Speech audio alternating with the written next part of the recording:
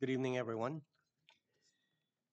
First up, I would like to apologize about my voice. My allergies started flaring up last night, so I might sound a little bit nasal this evening, so I apologize for that. And hopefully, you still understand what I'm saying.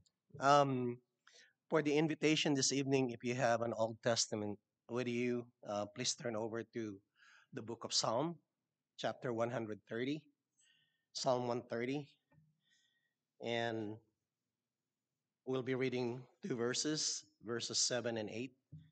Psalm 130, verses 7 through 8. It reads, O Israel, hope in the Lord, for with the Lord there is a steadfast love, and with him is plentiful redemption, and he will redeem Israel from all his iniquities. Um, I find this passage very powerful, called to trust in the Lord, because he alone offers true hope, steadfast love, and complete redemption. So, what's hope in the Lord? Well, the psalmist urges Israel to place their confidence in God, not in their own righteousness or efforts. And the same is true for us today. Our only hope for salvation is found in Jesus Christ.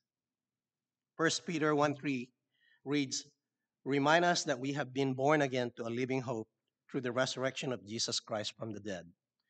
And Jesus is that fulfillment of hope, offering eternal life to all who believe in him, as it was stated on John 3:16. Steadfast love is the second. The love of God is unwavering, not based on what we deserve, but based on his character. Not who we are, but but what God is. Romans 5:8 declares, But God shows his love for us in that while we were still sinners, Christ died for us. So this love was demonstrated fully at the cross, where Jesus willingly gave his life so that we could be reconciled to God. What about plentiful redemption? The word plentiful means abundant, and or it could be overflowing or sufficient.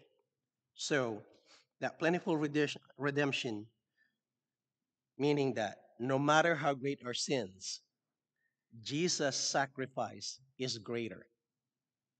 It can cover all of our sins. Ephesians 1:7 states, In him we have redemption through his blood and forgiveness of our trespasses according to the riches of his grace. And the cross is where Jesus paid the price of our sins, offering freedom from guilt and condemnation. And the last thing that was on the verses that we read, redeem from all iniquities, right? He will redeem from all iniquities. This is a promise of complete forgiveness and restoration.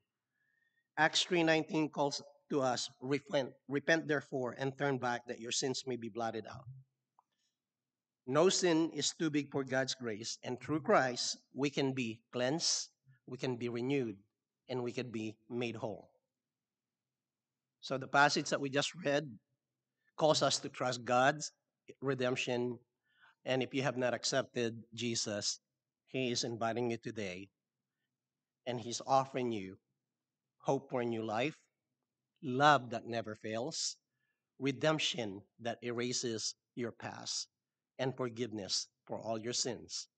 And just as Israel was urged to put their hope in the Lord, today we are called to put your faith in Jesus. Now, will you respond to his invitation and accept the salvation he freely offers?